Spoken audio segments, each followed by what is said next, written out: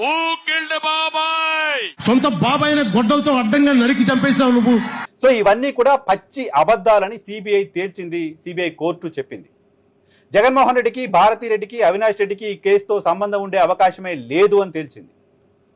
So ఈ మొత్తం court తీర్పులోని ప్రధానమైన అంశం జగన్మోహన్ రెడ్డికి, భారతిరెడ్డికి ఈ అంశంలో సంబంధం లేదు అని ఒక క్లీన్ చిట్ ఇచ్చినట్టుగా అర్థం చేసుకోవాలి. మొత్తం సిబిఐ విచారణ చేసిన తీరుని, సిబిఐ విచారణని గమనించిన తర్వాత కోర్టు చెప్పిన మాట.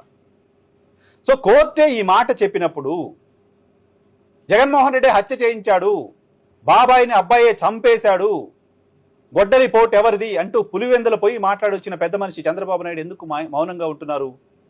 గతంలో అధికారంలో ఉన్న జగన్మోహన్ రెడ్డి కోర్టుల్ని, ఇన్వెస్టిగేషన్ ఏజెన్సీస్ని ఇన్ఫ్లుయెన్స్ చేశారు. ఇప్పుడు జగన్మోహన్ రెడ్డి అధికారంలో లేరు సరికదా, కేంద్రంలో, రాష్ట్రంలో మీరే అధికారంలో ఉన్నారు. మీరు చెప్పిన ప్రభుత్వమే కేంద్రంలో ఉంది. మీరు వద్దంటే కేంద్రంలో ప్రభుత్వం పడిపోతుంది. మరి ఇప్పుడు ఎవరు ఇన్ఫ్లుయెన్స్ చేస్తున్నారు?